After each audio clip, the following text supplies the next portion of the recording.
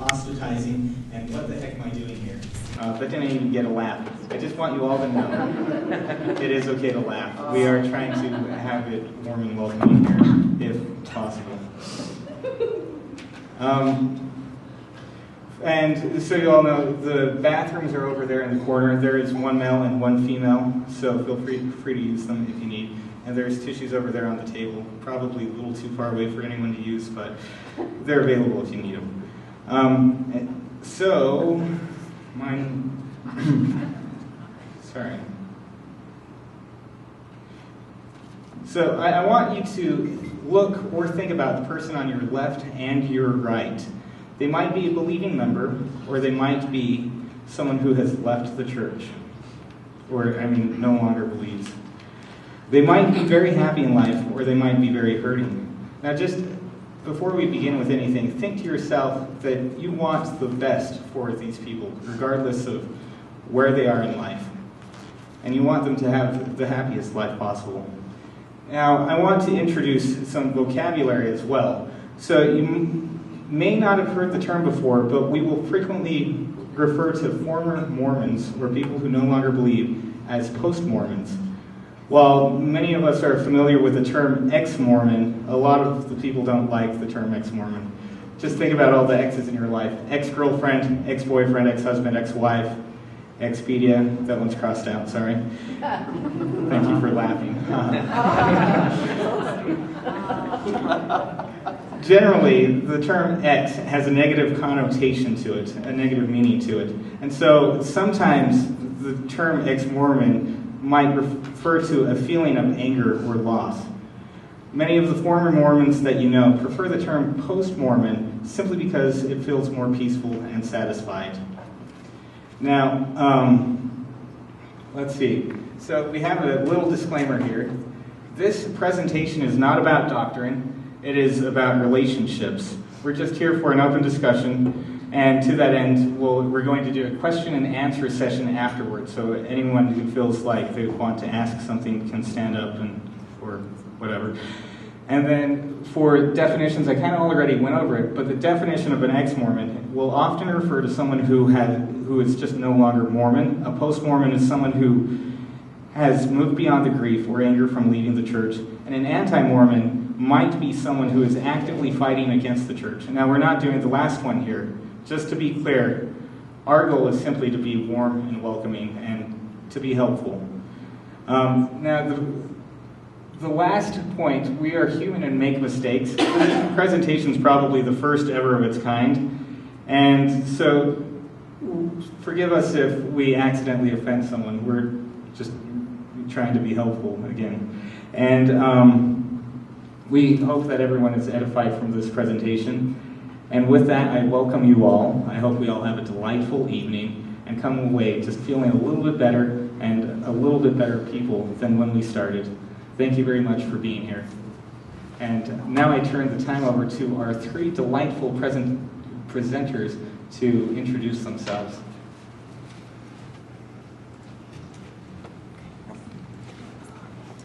Okay, so I'm Melanie Morales. I grew up in Minnesota, went to BYU for my undergrad in psychology. After that, I moved to Salt Lake City and went to the U for my graduate degree, which was in social work. Started dating Lars in August 2011.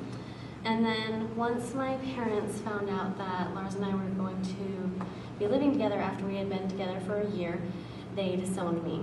My dad sent me the text, says, "I removed pictures of you from my office. Your mother and I are ashamed by your actions. You know better. What a disappointment you are. If you move in with that asshole, I don't want the influence of a slut around Julita," who's my youngest sister in Provo. "Stay away from her. I don't want any contact with you unless you repent and change." So I got that text while I was at work. And also, this is my coworker Jordan. I'm sure he remembers that incident. And in case I didn't get the point, he also emailed it to me. And I was on a family plan at the time because I had just graduated. And so he immediately shut off my phone. So I went home and was sick for the rest of the day and took care of my phone issue. And it sucked really a lot that day. And then it's gotten better with time, but that's my little intro of what I've been through.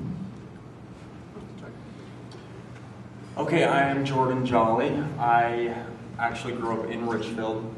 I went to Stone College before going on a mission to the San Bernardino, California Spanish-speaking mission. I attended the U after my mission, and then there I met my lovely wife. I think Mel added lovely, but I do think she's lovely. She's awesome. And her name is Steph. Steph and I were married in the temple on December 28, 2010. And as far as everything else goes, I've been an active member for quite a while. I didn't leave. I became inactive when I was about 11 and decided to become reactivated when I was about 15 or 16. So since that point, I've been active again. I'm Christina. I grew up in a really small town it's in Davis County. It has probably the highest population of Mormon Tabernacle Choir members per person. There were 3 on my street alone. Yeah, that was the game we played during General Conference, find the people we know. I didn't actually know anyone who had left the church until after I had left the church, so it was a little scary. I did leave at 19, but I didn't talk about it with my family until about 2 years later. And after I basically said that I was going to live my own life, and I wasn't going to go back to going to church. I wasn't going to live a life that wasn't mine. I was asked to leave my parents' house where I was living. I was given 24 hours to vacate, or my things would be given away. Our relationship has gotten better with time, but we'll get more into that later. Currently, I am living my life my way, and it is awesome. And I've been able to travel to some really cool places. We've been to Italy and California and New York, and we have a map with pins in it all over of places where we've been, and it's really fun. And I don't think that's where my life would have gone if I had stayed in. So it's ended up being a really good thing for me. We will move on to our presentation now that you know us. If you forget our names, that's okay. So now basically we're just going to be talking about what we thought of the do's and don'ts of basically how we wish people would have treated us when we left. So the first one is do not disown them. Goes back to just loving the unlovable, because at the time I'm sure my parents probably still think that I'm unlovable on some level, just because they did not agree with my life. And so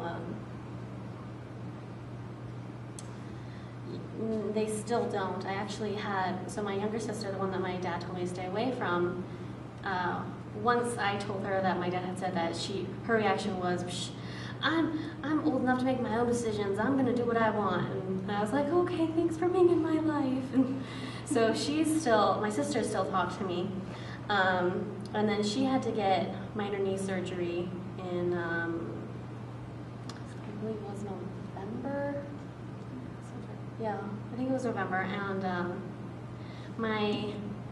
And so I'm her only family in Utah. But because my parents didn't really consider me family, when she had knee surgery, they didn't want me taking care of her.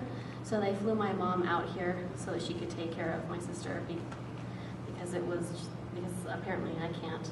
So.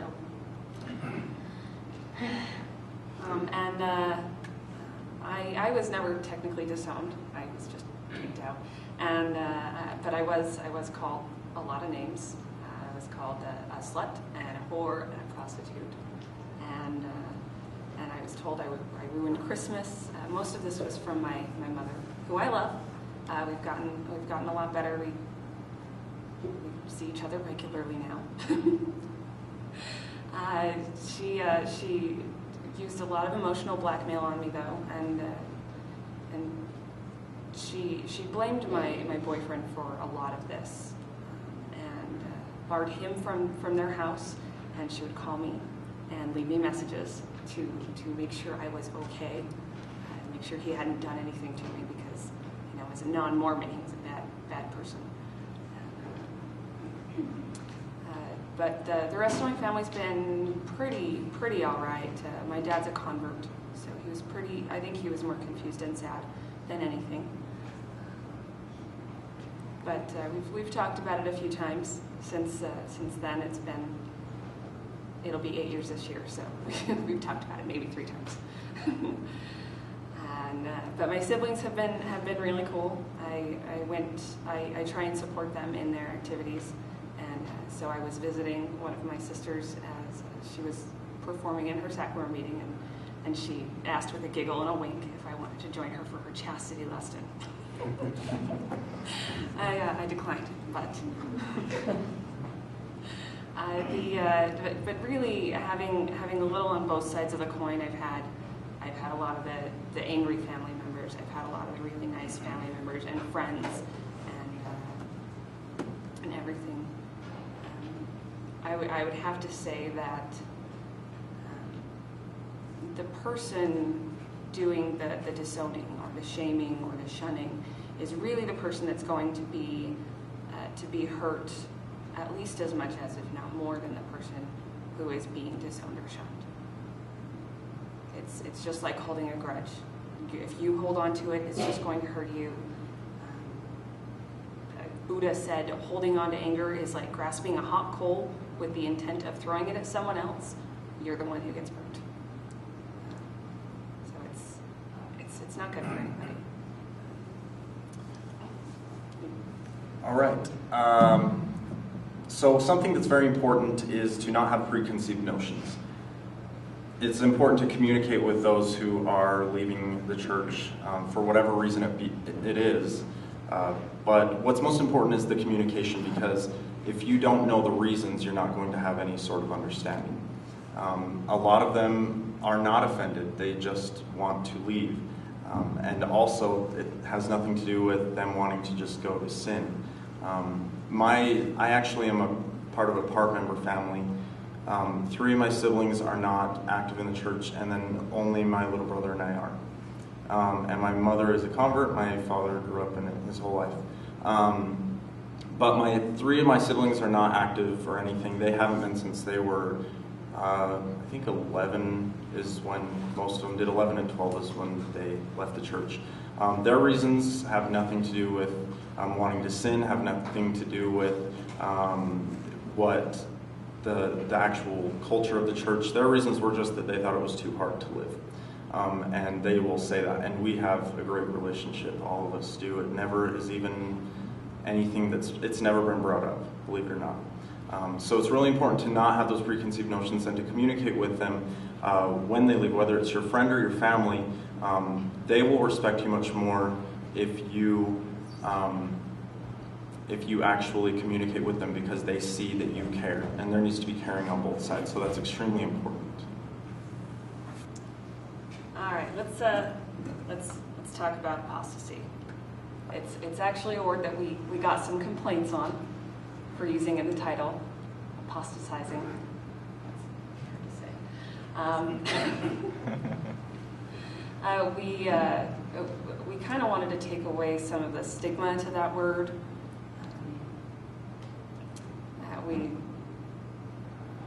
Because it's a word that's ugly, it's unfair, it's got a bunch of emotional baggage. But really, what does it mean? The definition is a total desertion or departure from one's religion's principles, party, cause, etc. So I could have been a Catholic and left the Catholic Church. I would have been an apostate of the Catholic Church.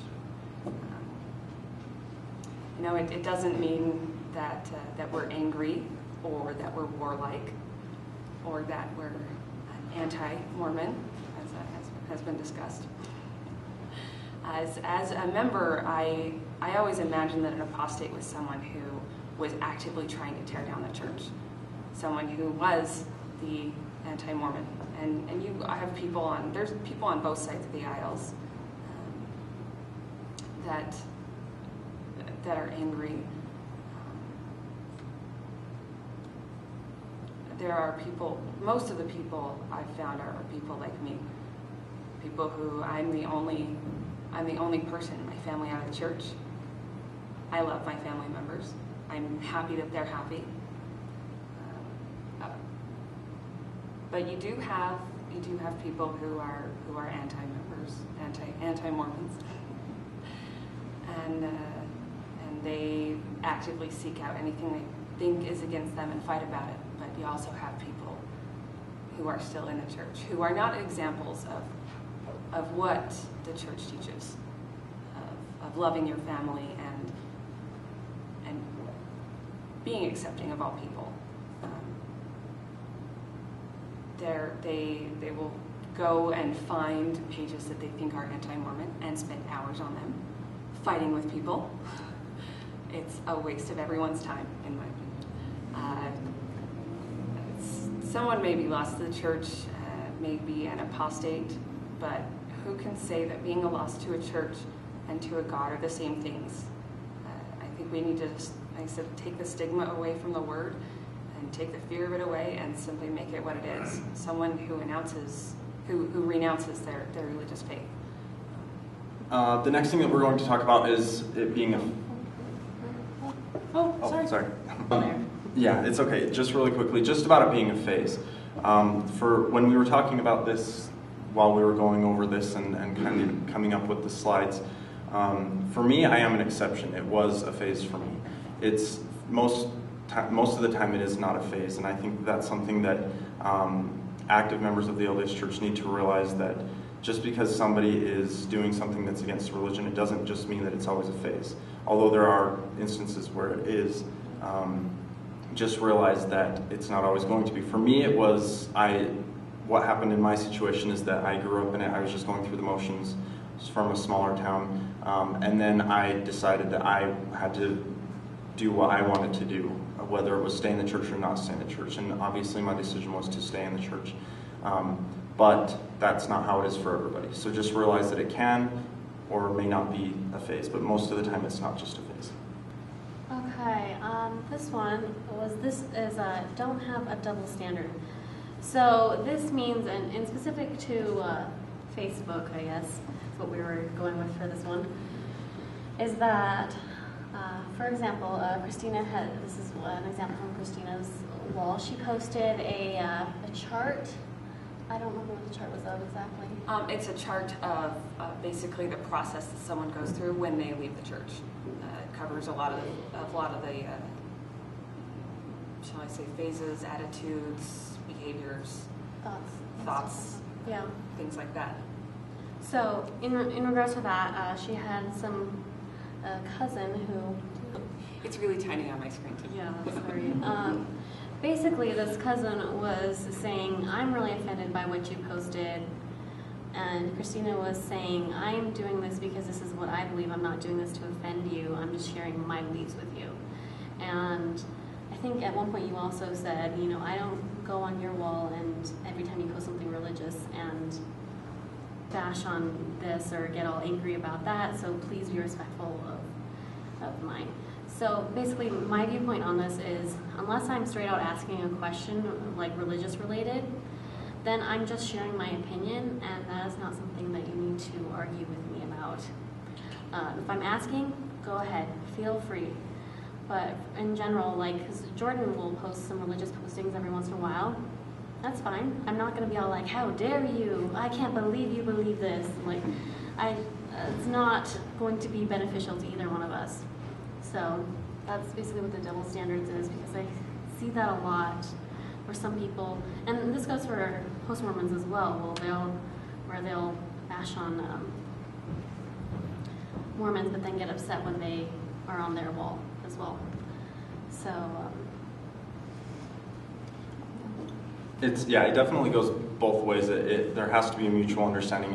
In Melanie's case, Melanie and I's case, it is true. Sometimes I post things. I mean, I don't necessarily post quotes or anything, but sometimes if I had a good experience or something, I'll post it because it's Facebook and that's what it's about. The good thing is that, I mean, oftentimes Melanie will like it. It's not saying that she's liking that she's saying, oh, I'm so proud you're Mormon, I love that you're Mormon and everything, but she's just being supportive of who I am in general. And it goes the other way too. I mean, everything she posts, I mean, not everything, but a lot of things she posts, I also like. Maybe we do like each other's things a little bit too much, but the fact is that you don't have to say anything back to them just because your beliefs are different. You can be supportive of whatever they have on there, which also leads into events. It's a lot of times. Oh, sorry. Okay. A lot of times, well, what you're going to find, and I'm sure those of you who have left the church and those who are still in the church, you'll find that there is a lot of double standard going on when it comes to events that are happening. For example, or just occurrences in somebody's life, in that person's life. For example, baptism. Again, going back to my example of my family and I, because this is a very family-related issue, whenever we have a baptism in the family, some of my siblings do not go because they just don't care to go, the ones that are not active in the church. But then there are my brothers who do go because they're just supporting the person in general, supporting their happiness in general. And that's something very important to do, is to support happiness in general. So when your family member or friend is leaving the church, if they're leaving the church, you don't need to give them a lecture. I think that, like I talked about earlier, it's important to communicate and find out why, because it's a mutual understanding. There's nothing wrong with you saying, oh, well, what are your reasons for leaving the church? And then they say A, B, C, D. And there's nothing wrong with the loved one or friend leaving the church to say, well, why do you stay in the church? And it's just a mutual respect and understanding between you, and you know when there's no doubt, and you don't make any assumptions at that point.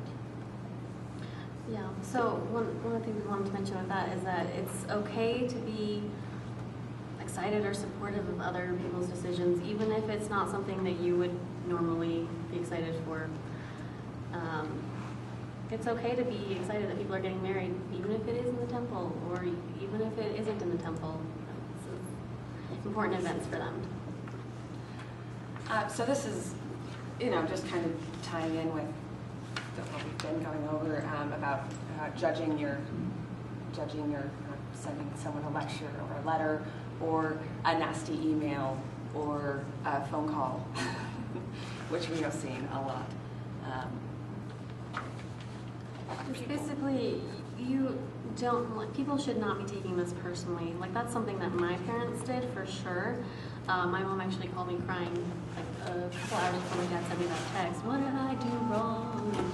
And I was shocked that she was taking it so personally, because it wasn't about her at all, and I didn't even come to my mind that she would think that it was having to do with how she parented me, because in my mind it had absolutely nothing to do with that. It was just me doing what was right for me. So she also wrote me a letter talking, I can't remember exactly what it said, other than she was trying to bring me back, for sure. So, and it just, because I knew she was writing it, more than anything, I was still really upset with my parents at the time. I still sometimes have my moments. But at the time, I was still really upset with them. And so more than anything, it pushed me away from them even more. It did not do what she intended it to do. So. And that's the effect that it can have a lot of the times is if you show negativity towards someone, you're just going to get negativity in return. So if you're bringing a judgment in, don't be surprised if you get some back, or if you get anger or shock. There's a website, it's postmormon.org. It's pretty great. A lot of people find it on their way out of the church. But there was a thread on there a couple years back, and it was a discussion on how people are treated by their family members or friends when they're leaving. And someone on the thread said, it was actually an active member, said, it needs to be remembered that the concern shown or the lecture given to the ex or post member is in most cases out of love and caring for that person's eternal soul. And one of the responses that I really, really liked for that was to attribute the types of behavior described in this post and in hundreds of stories posted elsewhere on the internet to love batters the definition of the word beyond all recognition. And it's the truth. If you love something, why would you harm it like that?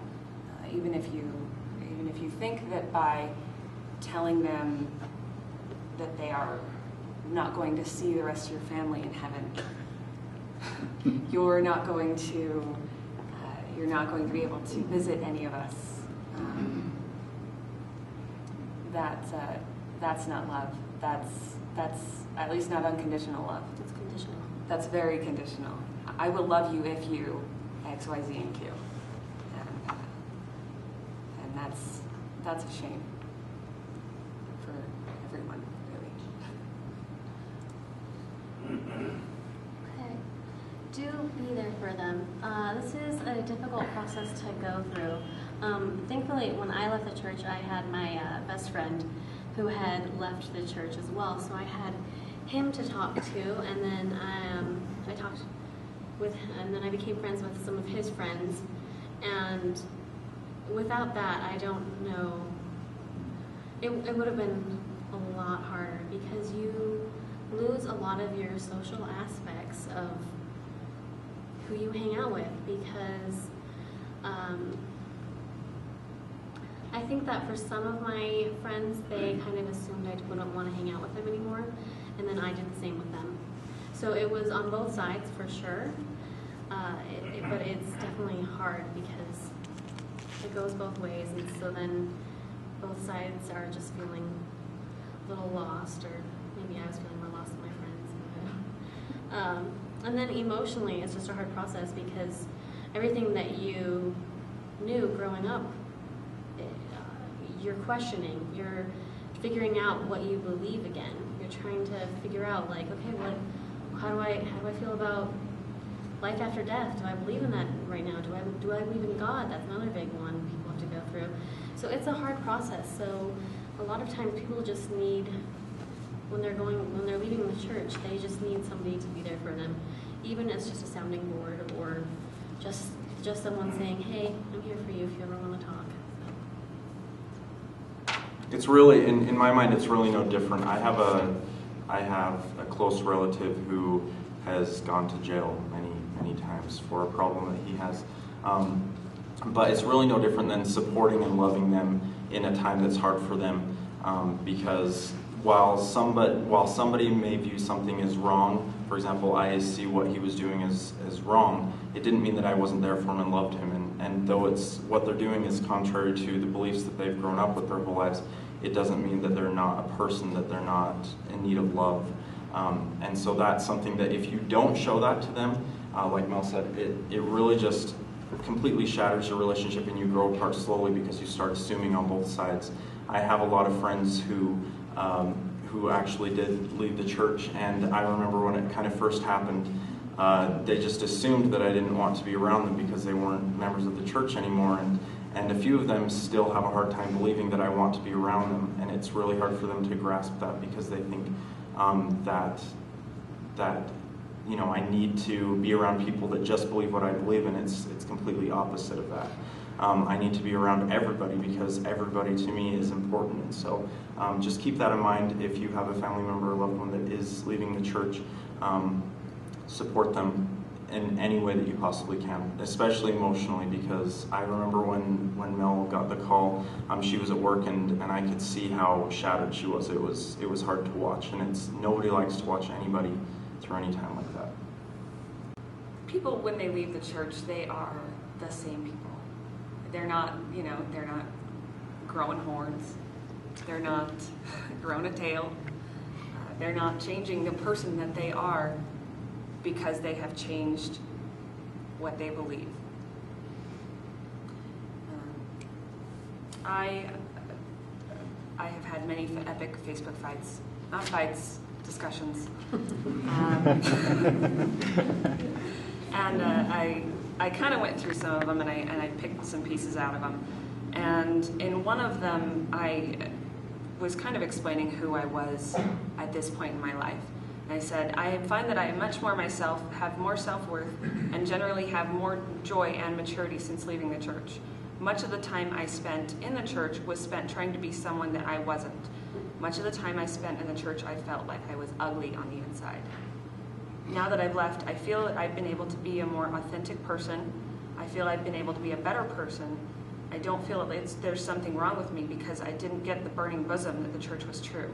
I don't accept the LDS church as the one true church. I don't accept any church as being the one true church. I've quoted it before and I'll quote it again. I don't object to the concept of a deity, but I'm baffled by the notion of one who takes attendance. Got that from a TV show. And it's true. It's as a family member or a friend or really anyone in a relationship with someone who is leaving the church, you need to realize that they're the same person. There's just a chunk of their life that you didn't see before now, and now you're seeing it. And a quote that I share on my Facebook wall probably 2 or 3 times a year, because I think it's something that needs to be repeated, is it's obvious that you love your daughter, but do you really love her for the image you have built of her? Is she supposed to hide chunks of her life from you so that you can continue loving her? Is that really love?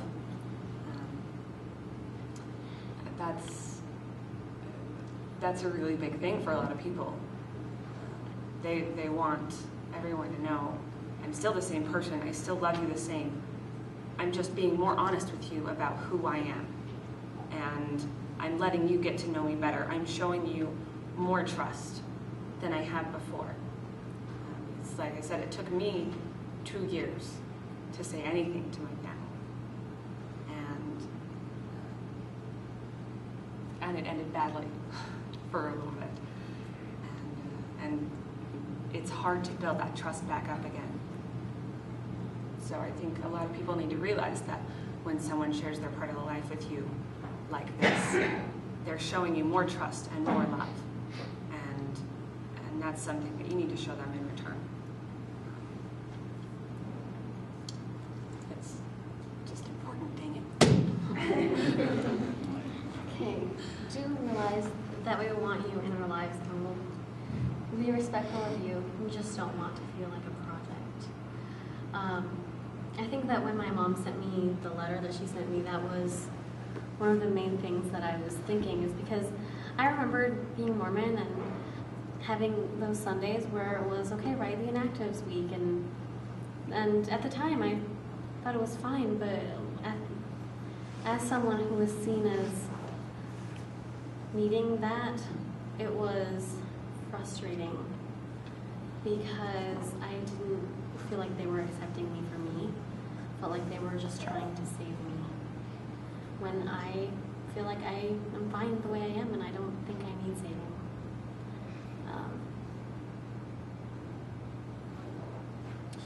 Yes, and it does, again, as with most of these things, it does go both ways. You have to realize that, I mean, from an active member of the church's stance, some of my friends who have left the church have kind of seen me as a project and trying to show me why I am doing the wrong thing by staying active. And so it definitely does go both ways. So both sides need to realize that nobody's a project here. Nobody needs to show anybody what's wrong or right. It comes down to basically respecting their decisions, as we've said, and we'll repeat a million times during this. If I want to be active in the church, everybody that has a sense of respect should respect that, and anybody who wants to not be a member of the church, I also will respect that. And that's what it will come down to. So just be sure to not feel like anybody's a project, and hopefully they won't do that back to you by making you feel like you're a project. One of the things that we wanted to touch on was it's a lot. You may have seen it as the 5 stages of grief. You can also see it as the 5 stages of change, like we have here. And sometimes things don't go in this order. Sometimes they like to switch it up a little bit. But the first one is generally shock, when you realize, especially with something like religion, I'm shocked that I don't believe this is true. You come to this realization, or however your process goes, it is a shocking thing. It's shocking physically, mentally, emotionally. It's draining. and some people can be in that stage for a while. Any of these stages have, either longer or shorter time spans, depending on the person, of course. You can go up to disbelief or bargaining. It's true. It's true. I'm just being silly. This is just a phase for me.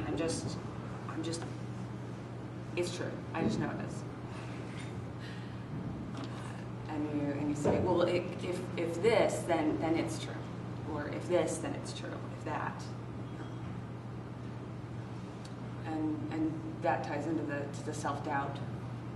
You get those little panic attacks, those little moments of niggling. Is there really a celestial kingdom? Am I really going? What am I doing right now? Yeah, where am I going, really? Let's think about this for a second. Especially for those members who've been through the temple, been married. That's a pretty big thing to give up. So there's generally a lot of the doubt in there. And at some point you start to accept where you're at in the cycle, and you start to feel a little more peace with your choice.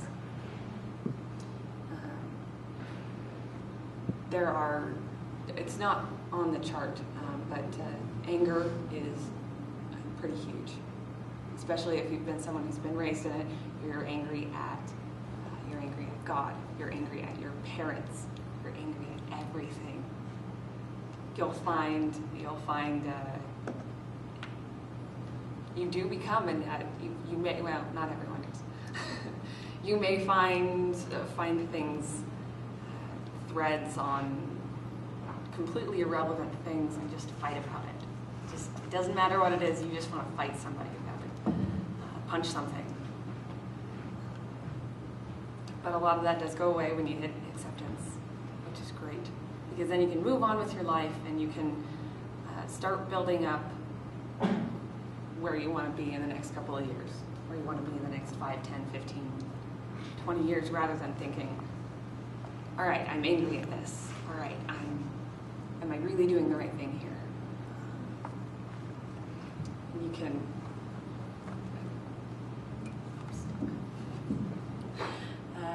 you do experiments. Some people go off the deep end a little bit. They'll drink a lot, or drink a lot more, or become very promiscuous. I've seen that. But that generally stops fairly quickly if it's and you can, like it says, search for meaning with your new life and start to integrate maybe even some of your old beliefs into your new life. Like, make stuff for your neighbors, bring dinner to people. Just generally being a good person, taking the really good family-oriented aspects of really what Jesus Christ would have taught people to do into your life, and not worry about any of the other stuff, which is great. There are some people, though, that go through an anger phase for a long time, or they go back and forth from anger acceptance, anger, denial. I guess I think that they're more noticeable than the people who have accepted it, mostly because they tend to be more vocal. Squeaky wheel gets the grease. So, because I know, there was one of my friends I was talking to, and she was saying, every post-Mormon I have met is angry. And then my thought was, well, I'm sure everybody has angry phases throughout their entire life and entire processes, and just because the only ones that you've known about have been angry doesn't mean that everybody you know is. If that makes sense.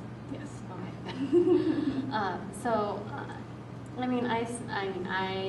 I think my anger phase was with my parents more than anything. And I still get that occasionally here and there. but it comes and goes.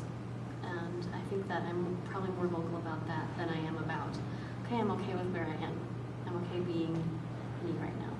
So just because you see a lot of angry Mormon or post-Mormons doesn't mean that that's what we are all about. We aren't all angry. We're happy people. We'll make you cookies.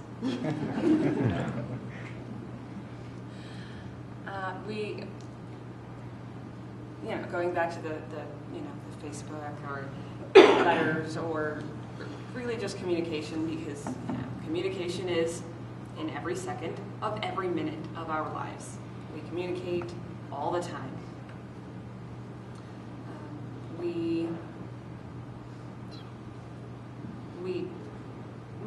Most of the time, it's okay to ask someone, if you ask it in a polite, respectful manner, why is it that you don't believe in the church? And sometimes you'll hear, and sometimes you won't.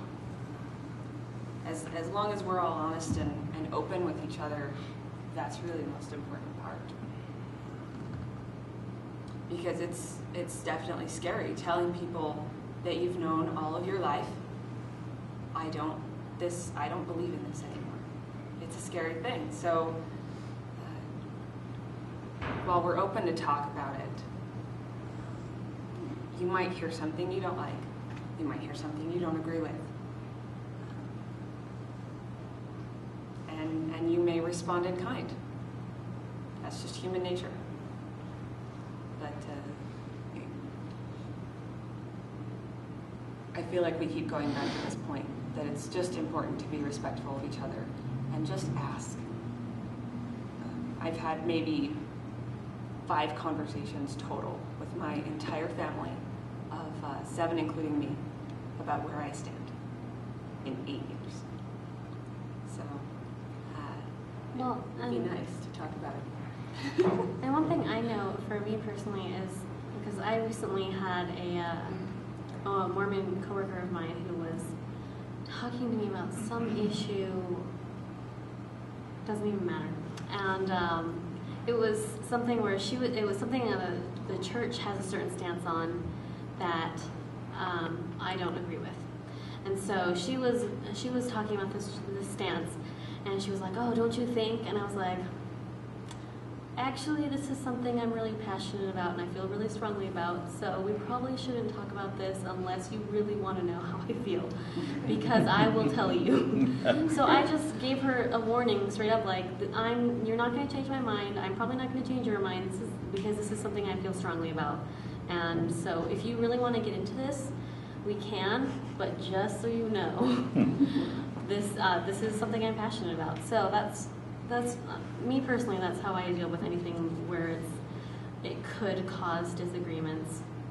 So, and I know that like Jordan and I have had like religious discussions, and usually I think we preface it by being all like, hey, what about this and this, and then like, okay, I didn't offend you, right? You're okay, we're good, we're cool, okay. And then we always say, I don't get offended, right? Yeah. So that's just how I've dealt with it personally, but it seems to be working so far. All right, it is very important to understand that ex-Mormons, those who've left the church, still have morals, values, and standards, and this is extremely true.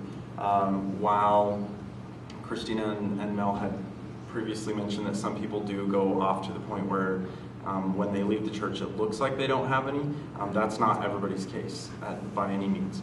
Many of them just leave the church, and like we also talked about, they're just the same person, just without the church in their lives.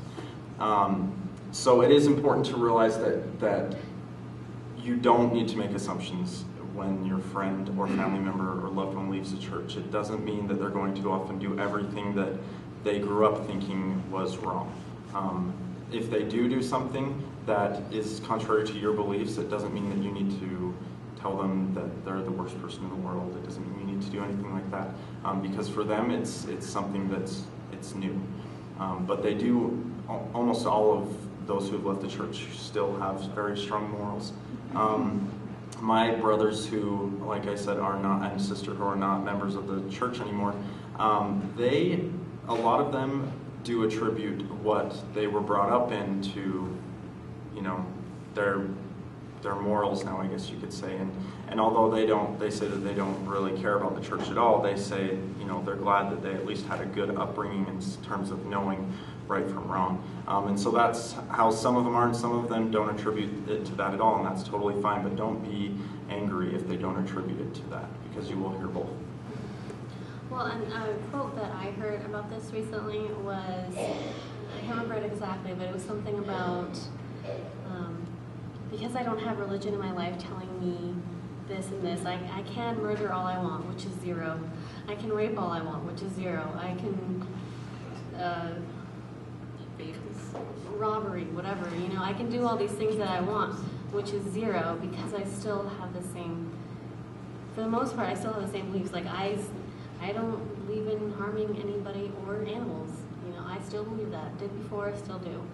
And I think that a lot of times, I definitely know that this was my experience when I was Mormon.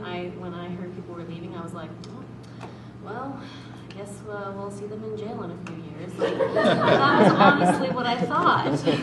And I learned that's not true. So, I've changed for the better. So. Anyways.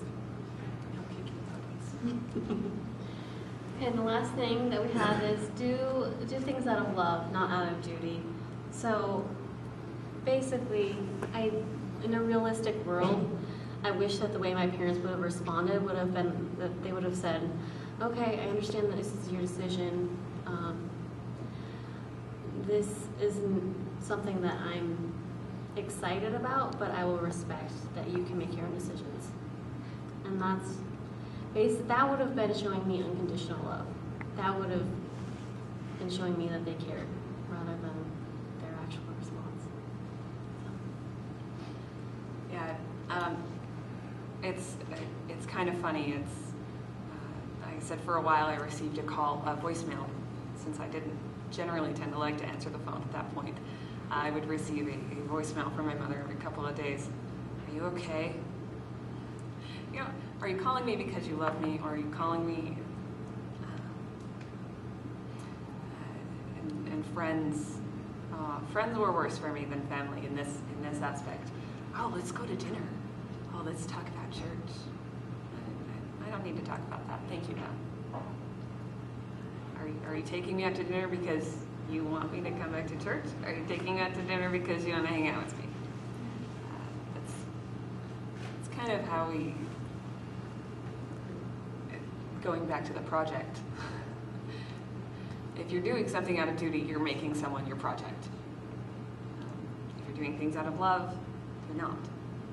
It's basically as simple as that. And for those who are still active in the church, it is very important to realize that what you have grown up learning and what you're still practicing is exactly that. It shouldn't be out of duty, it's out of love.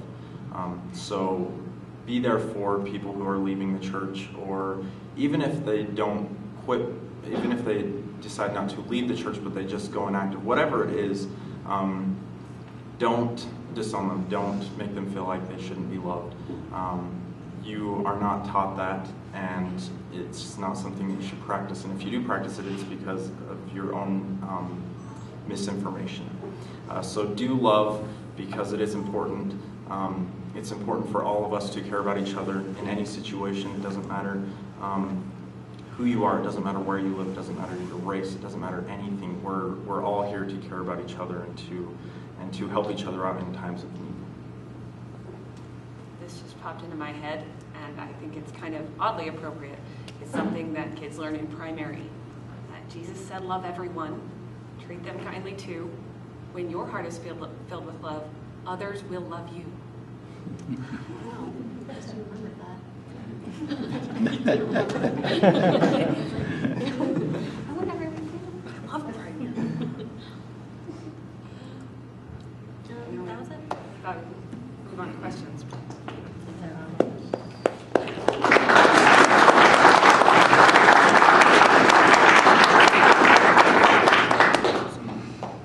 I don't know if anyone does have any questions, but if you do, I have Oh. I don't know what you said at the beginning. I missed the first thing. But why did you do and why not do the do nots? From my experience, is that cycle of grief will lengthen. That they'll stay in the angry cycle longer. They'll stay in the shock longer if you do the do nots, or if you don't do the do's, and you just make it a more painful process for everyone involved. Whether it's the church or whatever grief cycle they're going through. You know, their dad dies. You go in and you're like, hey, I'm so glad your dad's dead. It's going to lengthen the grief and the anger, right? It's all part of that. So why do all those things? It makes it easier for everyone. Couldn't said it better myself. Thank you. I just wanted to comment. I am so grateful we have this, and I hope to do it again. I would like to bring more people that I know to an event like this. I think it's going to be very educational and inspiring. Thank you.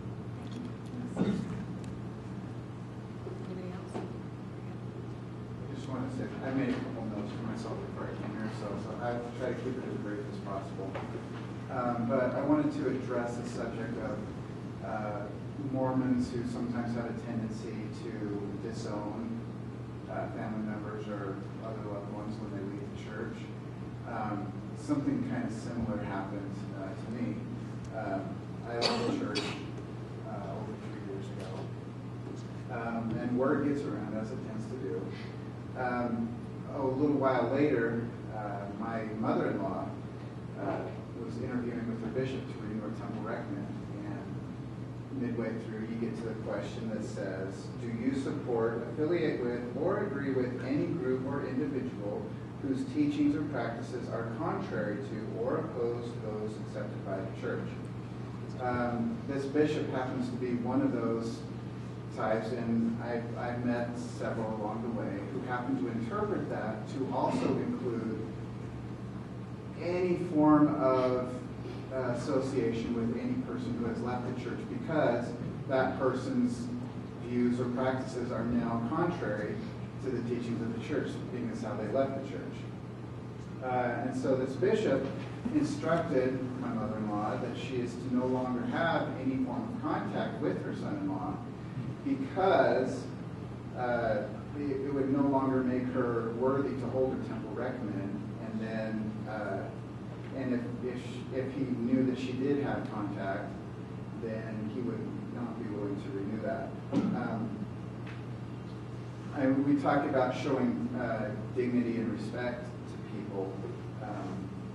And if everyone did that, then I think this kind of conversation that we're having today would not need to happen. But the fact that people don't know how to treat each other is the reason why they're here. In my experience, the behavior of many active members of the church is heavily influenced by doctrines of the church, or the way they interpret and internalize those doctrines. I know you say you're not here to discuss doctrines of the church, but my question is, given the nature of this conversation, how Mormons should approach the relationships with those who have left the church, how is it possible to avoid discussion that includes some doctrine? Because in my opinion, it's the way people have interpreted certain doctrines that has created a culture within certain people, the culture of shunning within the church. So I just like your opinions or your comments on that subject. Well, sadly that's completely subjective as far as, because we're not going to get into the doctrine of the church. I will say this, that obviously I'm living proof that, I have probably as high as 60% of my friends are not members of the church. Sadly, it comes down to a person's interpretation, and if they choose to follow what they just think is right versus what is actually being said and what is actually being taught, then that's their problem. It isn't what the church teaches you. I've never been told once in my life to shun anybody, and if it were the case, then my family would be broken apart completely. So I think that when it comes to doctrine, speaking of doctrine with somebody, it comes down to the member realizing that according to their beliefs, they have boundaries, and the person who left the church according to their beliefs, they have boundaries. It's nobody's place to say, you have to do this, you have to do this, if you don't do this, you'll do this, on either side. You can feel a certain way, and that's fine. But telling somebody that they have to do something is also against the LDS beliefs. So, again, I think that it's important to emphasize that the LDS religion has teachings, but it has people just like every other religion. You have people who leave the Catholic Church, who leave being Christians in general, and then you have the culture of wherever they are. If you're in Mexico, for example, where the Catholic Church is extremely prevalent, more so than the LDS Church in Utah, shunning is far more prevalent there than it is here even. And I have many friends that actually happened to also, who are from Mexico, for leaving just being a Christian in general. So sadly, it just comes down to the person. People will do things because they're people. So. Yeah, I was just curious to hear. I've been out of church for a few years now. I found it difficult to reconnect with the spiritual community. That's something that was missing from my experience with the church. And as you said, I still do have a lot of the same values, same morals, just interpreted a bit differently in some cases. So I'm just wondering how two of you have gone about connecting with the spiritual community, or finding that, reconnecting with that aspect after leaving the church, or if you have. I don't belong to any religion. I like to joke that I belong to the Church of Hiking, and the Church of Biking, and the Church of Snowboarding.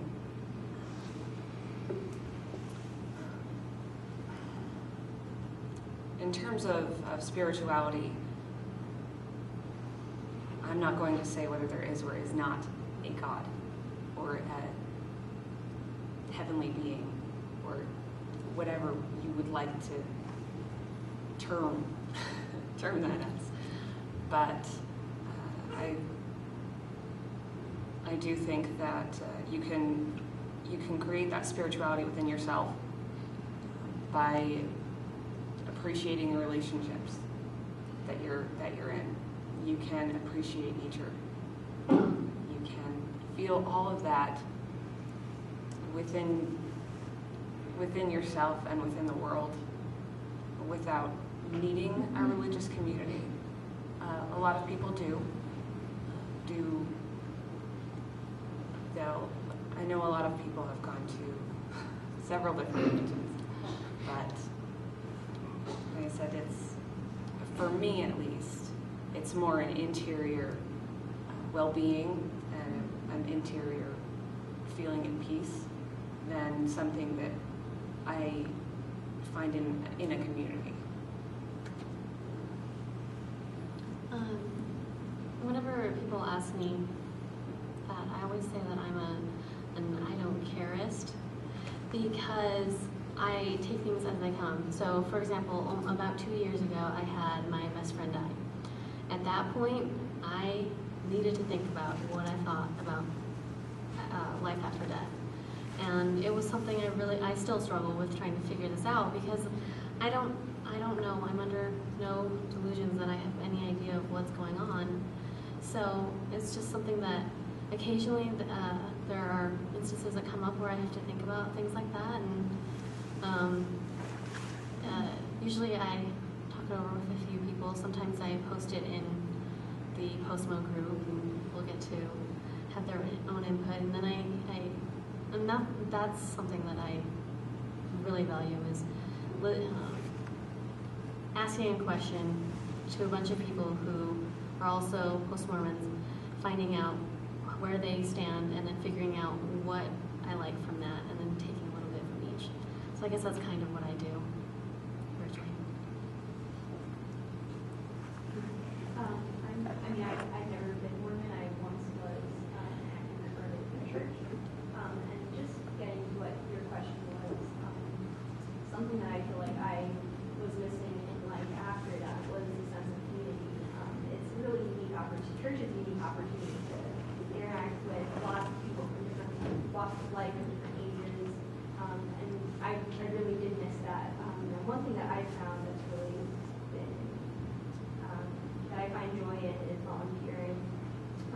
often find really cool communities of people who, for no religious reason at all, but just because they enjoy it, to serve others, to volunteer. So I volunteered at a local food pantry, and the community there is really fun and it's cool. So I would recommend to you if you are interested to look for volunteering.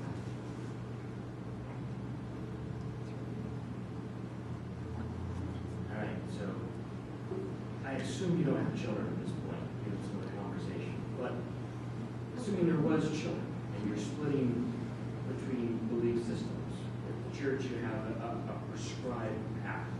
There's baby blessing, baptism, priesthood ordination at 12, yearly interviews with the bishop, ordination every 2 years for boys, girls have together women's, scouts for boys, missions. It's a planned program that the whole family comes together when they make these achievements. The other side doesn't really have anything to offer, and it's hard to get a family around to say, you know, it's the Harry Potter birthday, they're 11, we're going to give them 11 that sort of thing. And there's laughter, but it's handled almost like a joke. How would you handle if you had kids? I know this is a little bit how do you work through that sort of, it's horribly skewed in favor of the child always being brought to the church. Constantly they need to be there. If they're not there, something's wrong with the family. There's definitely leaders who come out and seek the children. Like, it's a huge deal versus a side that is just saying, hey, we should think and learn and talk, but doesn't have a program to offer, doesn't have a set of teachers to offer. Thoughts on how to balance that, how to make that more fair, how to work through that. I don't have any of my own children. I do have the most awesome stepkids in the world, and they have been raised completely without religion. But something that we've tried to do, especially since my family is religious, and they do go to baby blessings and baptisms, and I have 9 nieces and nephews. There's a lot of kids. So the thing that we've tried to do is we try to celebrate, like I said, birthdays, sports games. My stepdaughter plays softball games. Hey, we're having a get together. We try and just include people in our regular daily lives. I know there are communities. There are a few secular communities out there that do regular activities that you can use. But like I said, you were right. I am at a loss here. I have a suggestion. I think that just like, as obviously I've learned, and I'm sure many of you have learned, within relationships, within marriage, there's always compromising. And compromising always comes down to communication. So if you have family, because I know people who, I know spouses that are married, that one is very active LDS, the other is completely nothing to do with anything, doesn't really believe in God.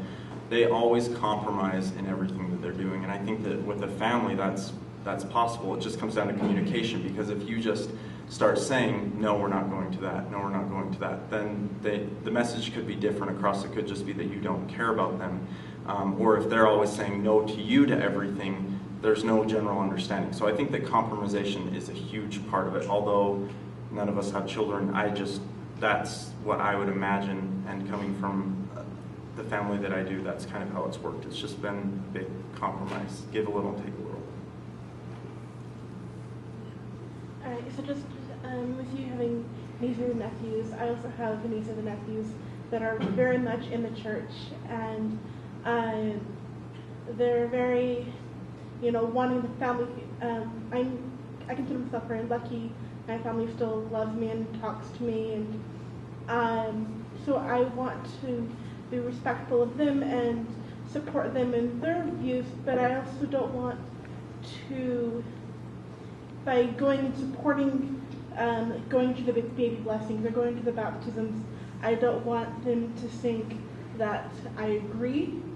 how would you go about making sure that they know that I still have my own views, but I'm still supporting them?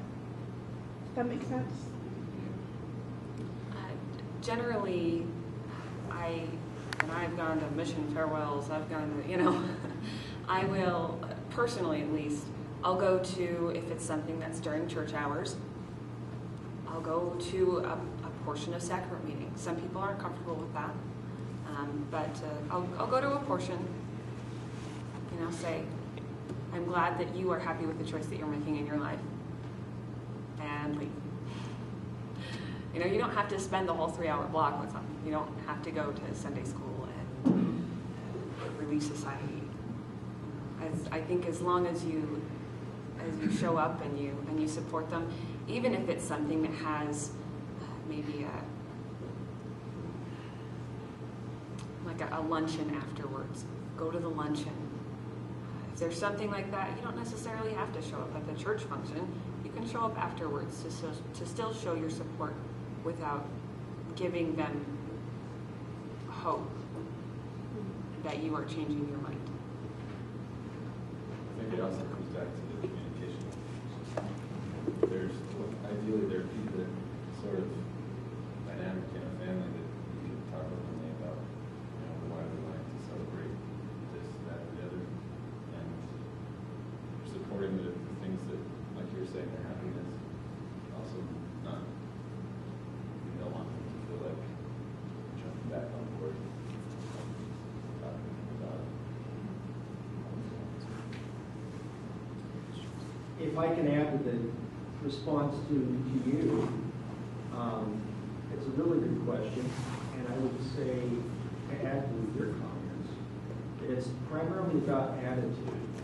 If your attitude is to be supportive, loving, to build bond with this family that you've gone to visit, and to celebrate perhaps the birth, blessing, or the baptism of some member of that family that's important to them, whether you value the particular nugget of that ordinance or not, is not as relevant as you giving support. And the way that you delineate between that two is that you tell them that. You have to tell them that you're there to support them. You may have to subtly say why you're not there, but downplay that. Play up the reason why you are there, and hopefully they'll get the clear message that you're securing your position. And I think they'll really appreciate that, because then they're not wondering. They're not wondering if they need to use some buzzword, fellowship you. But they can simply see that you're a supportive member of their extended family, that you're securing your present decision, but you still value that link as family. And you can actually make a stronger message when you clearly delineate you're here to support them to that event as announced to celebrate this 8-year-old child's baptism and whatever it might be. I think it's important to also turn it around and say to yourself, well, how would I feel if I were, for example, having the baptism of my own child or a wedding in a different church, and my family members chose not to come to the ceremony in the church and only came to one part of it. I think it's important to always turn it around and look in the direction. And so I think I really like what you were saying is to play up why you are there, because even though you don't agree with the beliefs, it still can be a big part of that person's life who's going to get a blessing, whatever the case is. And if you really are supporting them, then and it's their decision, then for them it is a beautiful thing, and so you do want to be there and support them. That's how I think of it.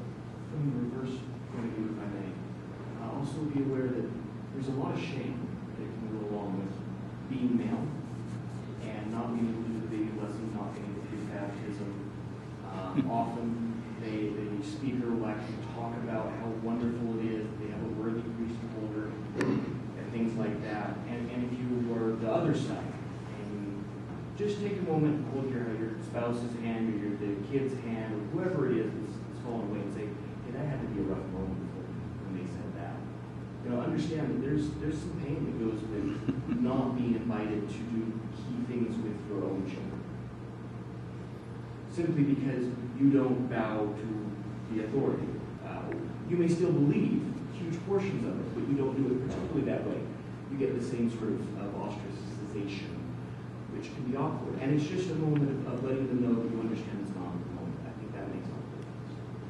Yeah, I think it's always going to come down to your communication, and the great part is it's only going to strengthen your relationship with that person, because any relationship you're going to, if you assume anything, I mean, think of you and your significant other. If you assume that they're going to do something, you just build up this anger inside because you're trying to figure out why they're not doing that thing you want them to do. But if you never told them, or if you never gave them a reason, of course they're going to, have no idea, and you're just going to get angry inside. So it's as simple as just saying, I'm coming because I love you as a person. You're a huge part of my life. I don't necessarily agree with it, but I would love to be there to show you that I care about you. And it goes both ways. It's not just one side, it's not just the other. Whatever it may be that the other person has in their life, show them that they're supporting. These were great comments. I kind of have a key example that's kind of extreme on that. Is I'm the youngest in my family, and my parents were extremely active in the church. And my father's a form of pushing. He chose to have his birthdays as temple sessions. It kind of sounds funny, but so I reaffirm what this guy over here in the sweater said. I just had to visit with my dad and say, I love you. You're my dad. We've had great times, and I want to support you on your birthday. But if you choose to put it in a place where I have to swear allegiance to something I don't believe in. But stop separating the two, so I agree with you. I support you, but I don't support what you're doing.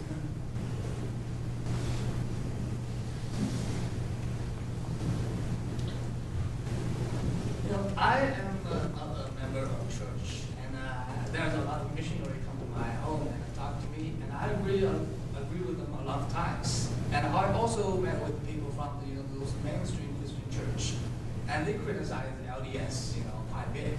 And some of the criticism also have their points. Personally, I'm an expert and I'm an author regarding the book of prophecies in the book of Revelation. There is actually one prophecy in the book of Revelation specified, talking about Joseph Smith, almost about 1900 years before that happened. And it's talk about the Joseph Smith's mission and also his mistake and his death. That's how amazing I find, people from LDS church see one side, and from the mainstream Christian church see the other side. But the prophecy in the book of Revelation actually talk about both sides. And this Saturday, I'm actually giving a lecture in the Salt Lake Community College in Sandy campus, 1 p.m., talking about the prophecy of the book of Revelation.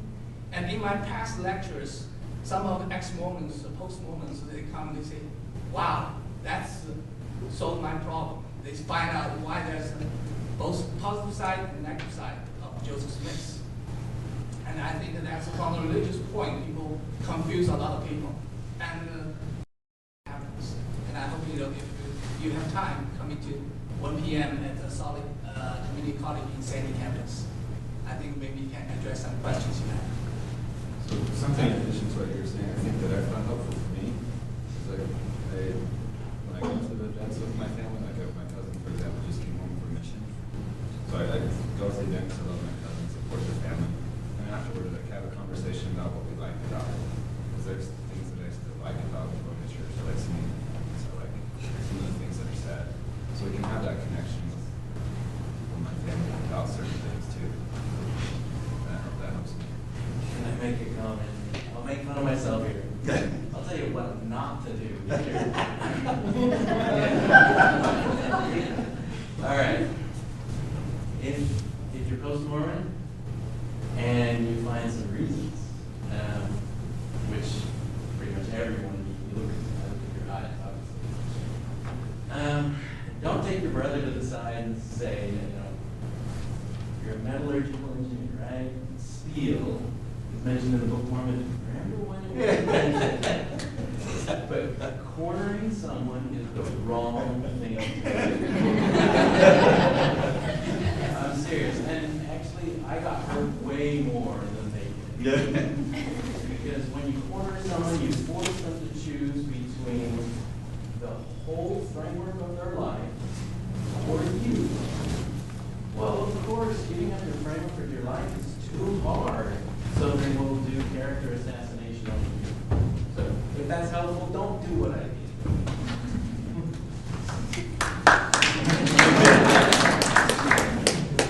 I'm going to say that's one of the reasons we don't want to discuss any of the doctrine. It's another one of those non-helpful.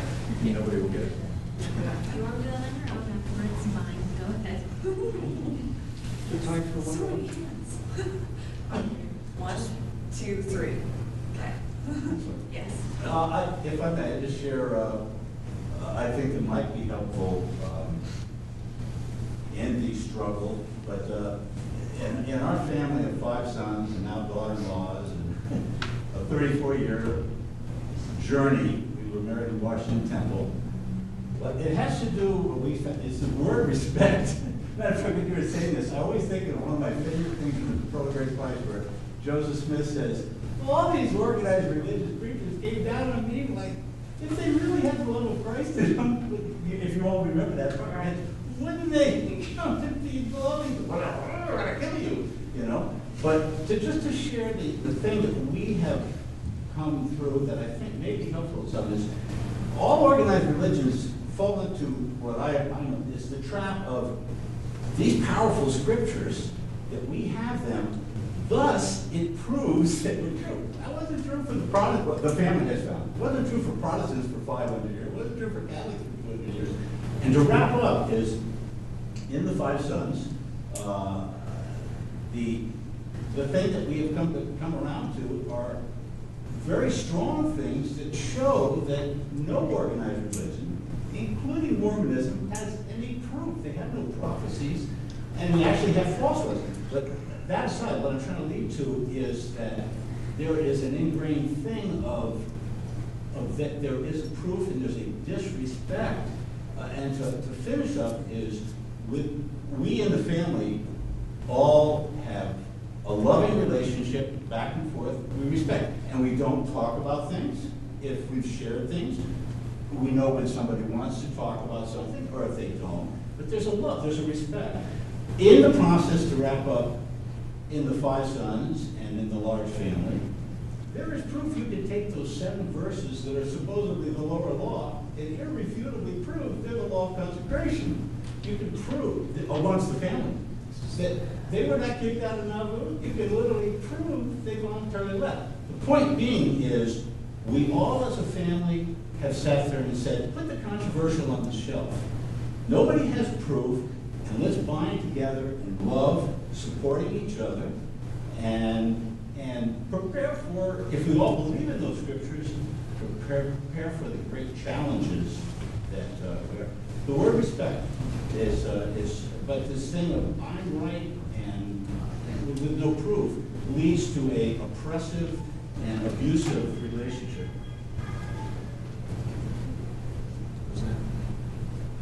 I just wanted to add to your list of things to do.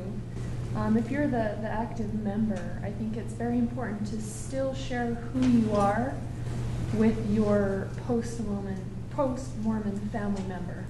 I know my mom and my sister are very active, and often they don't share their experiences with me because they're afraid they're going to offend me if they talk about church or something that happened to them in church.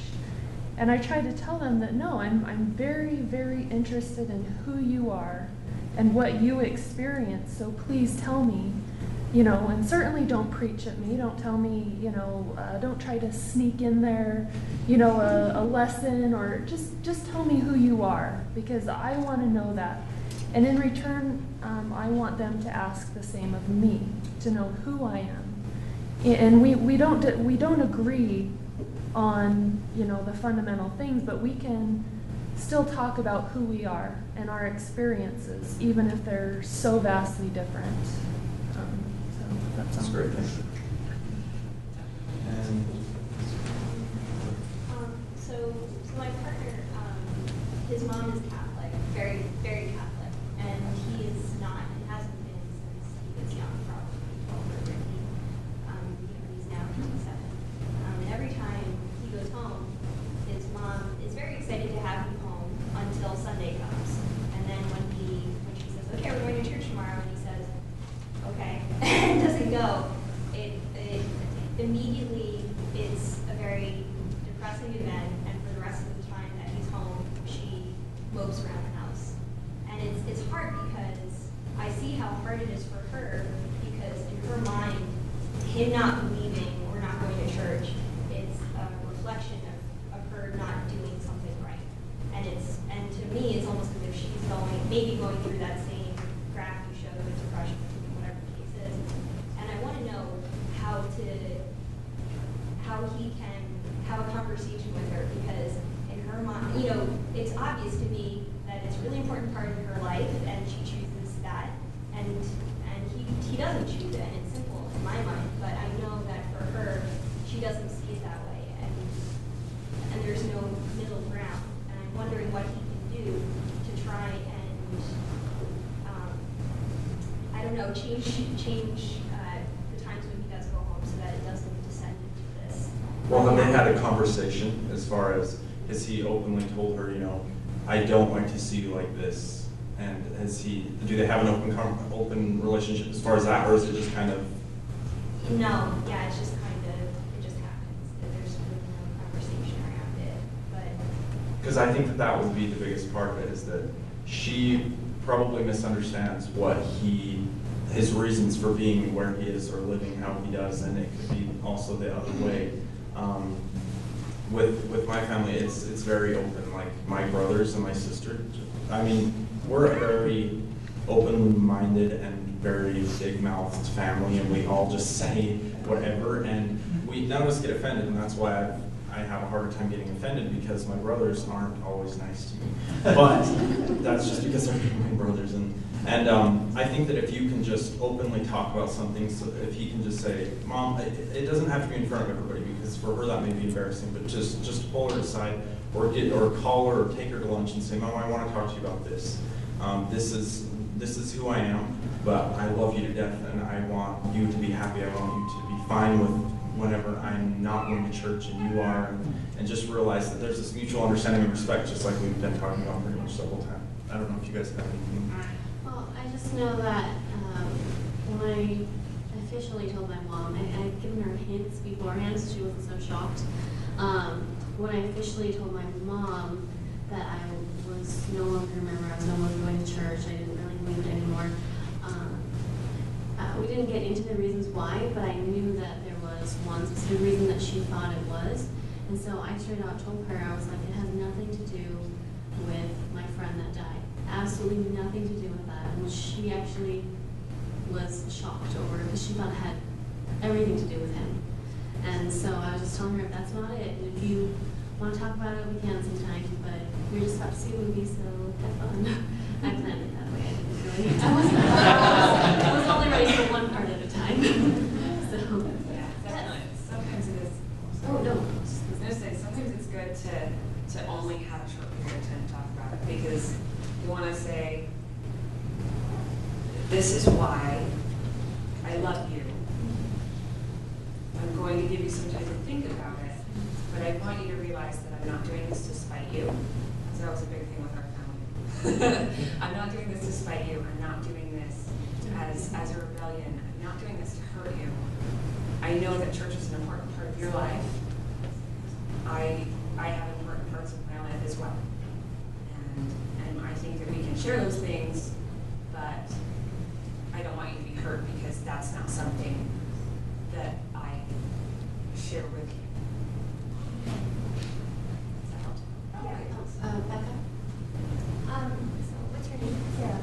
Okay, so he has to have a talk with her. That's the only way, because I have been in that position. I was the mom where everything was great with the relationship Monday through Saturday, but Sunday was miserable, because my boyfriend, who absolutely loves me, would not for the life of him come to church with me.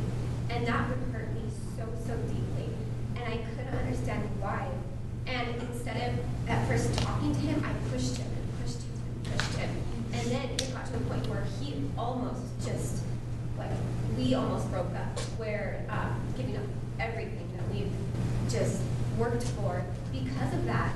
And when I finally had to come to acceptance and sit down and talk to him, I felt so much better. I felt like he understands and I understand him, and he knows that this is what I want, but I understand why he's feeling uncomfortable or why he doesn't want to do this too. And I feel like our Sundays are a lot better now. That we definitely, he does his thing, I do my thing, and then we get together at night and we talk about it. Or we don't talk about it, we just hang out and do something. But definitely, you've got walls, he's got walls up, and in order to get past that, she has to have that talk with him. We both have to sit down and just man up, basically, because that's the only way that you can really repair relationships, because this whole time, you're really not loving unconditionally, you're loving conditionally. And if you have walls up, you can't get any closer. It's just going to cause more and more walls to build up before you get past the issue.